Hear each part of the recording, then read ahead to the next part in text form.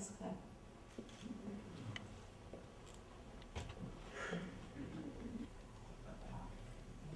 So I'd like to talk about Edie as a performance artist, but also what Edie thought about fame. But I also just have to say, every time I hear that clip, I mean, Edie died, what, maybe less than a year after recording that. 11 months. And it always just hits me so hard that she thinks she's past it. And that because she's not doing street drugs anymore, she's just taking medication being given to her by a psychiatrist and drinking alcohol, that she's in the clear. So, anyway, Edie, what does she think about being famous? It's so funny. Here she is. She really is just acting out, and it becomes an international fashion trend. She invents this persona of the poor little rich girl. It's in your face to her parents. She thinks they're not giving her enough money, so she's just not going to buy pants. It's pretty dramatic. I mean, seriously, that's how it started. I think Edie never had any doubt about her own fame, and it wasn't an issue. Her self-assuredness was so extreme, and it wasn't egotism. It's just that she knew who she was from the very beginning. And of course the fame was amusing, and the attention was fun with Andy and so on. And he felt that she was her fame, and they were really good together that way. But she knew who she was. I think that that's a difference that it's really important to point out, because if you look at where fame has gotten us today in our culture, I mean, one of the things for me in starting with this project was, what could possibly be at the center of this girl who just seems like she was beautiful and there wasn't much to it, and then you find out all of that attention happened because guess what, she actually merited it. And I think that Andy and Edie were at the beginning of what's become a culture of celebrity, which I think David can speak to very well, which in fact on some level is a religion. And yet, at that moment, it wasn't about a team of agents, excuse me, to the ones in the room, and you know, and makeup artists creating that on someone. Edie painted her own eyes. She says she was making a mask, but she was painting them with watercolor, so there was something deliberate about it. What about fame as the new religion? Well, first place, Edie Sedgwick never had a publicist. There was no such thing. I think it was Bob North that said that in his experience there were 4 people he knew would walk in a room and just absolutely, even if your back was turned, it would be riveting. And they were Muhammad Ali, Bob Dylan, Marlon Brando, and Edie Sedgwick. And it was just something that vibrated from her. I don't think she sought fame everywhere she went.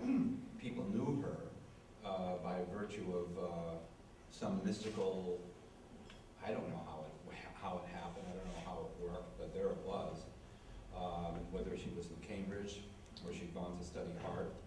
There are people here who were in Cambridge, Gordon Baldwin, Chase Mellon, I think maybe 1 or 2 more who were then. Maybe they experienced it, you know, John and I did.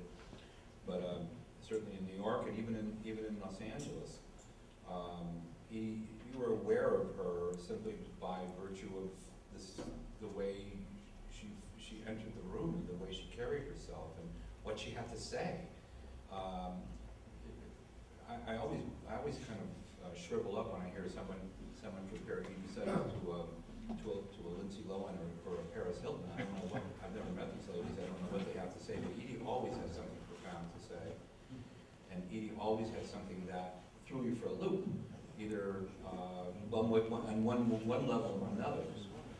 And the religious aspect of it is something that's evolved over time. I only became aware of this recently.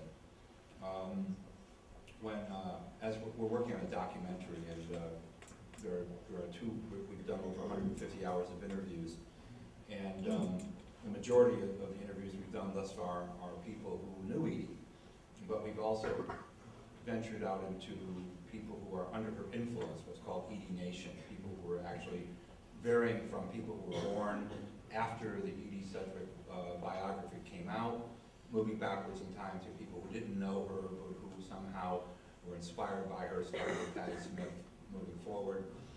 But about 6-8 months ago, a friend of mine, I've made a film in Brazil, Kiss of the Spider Woman, and I have spent a lot of my life in Brazil, and speak Portuguese. Brazilian culture is something that's a big part of my life. And a friend of mine in São Paulo, I asked people in several, Paris, Amsterdam, Tokyo, Sao Paulo, I've asked them to interview young people who were aware of Edie Sedgwick, simply to find out what they had to say.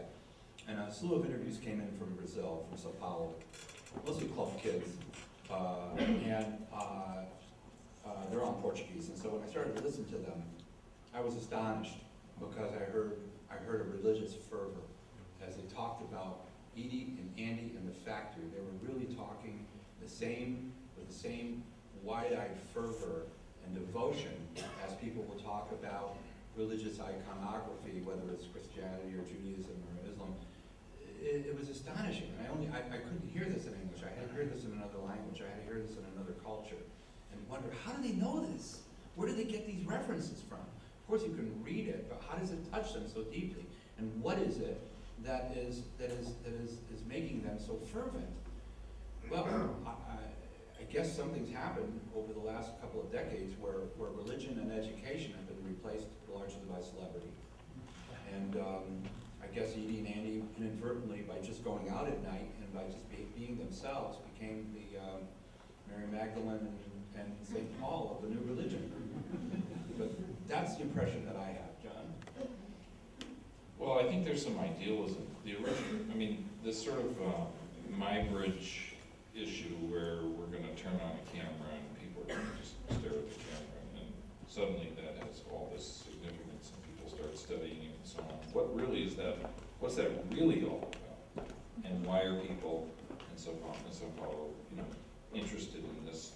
And the only word that comes to my mind is the raw authenticity, the truth to power that Edie was trying to speak with Andy, even though they were caught up in the celebrity frontier.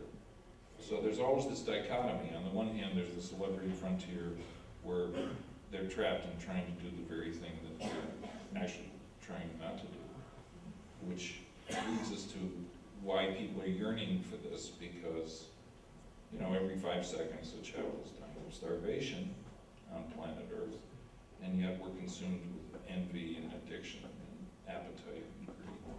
So Edie really wanted something different, and she was trying to do that. This next clip, to me, is absolutely fascinating. It's a conversation between Andy and Edie, essentially discussing where to put the camera, which from my perspective, as someone who's usually a director of films, would suggest to me that she's co-directing the movie. So let's listen. So, both John and David, I know that you really had experiences with Edie as a co-director and the making of Cho Manhattan, so I'd be really curious to hear what you had to say about that. Well, I think you can see from what we just watched that Edie really participates in the creative process. The show. Yeah. She had her own ideas. She knew what she wanted to say, no matter what state she was in, or because her life gets suddenly compressed into a few short years, and so you're watching her untangling herself very rapidly.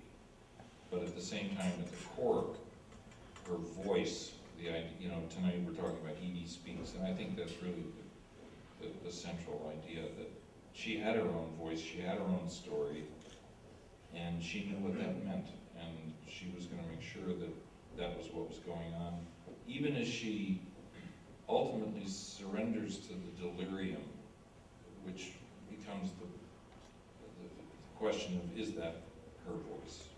Is that the feminist voice? And of course, her whole project was to try to do something different, and she did.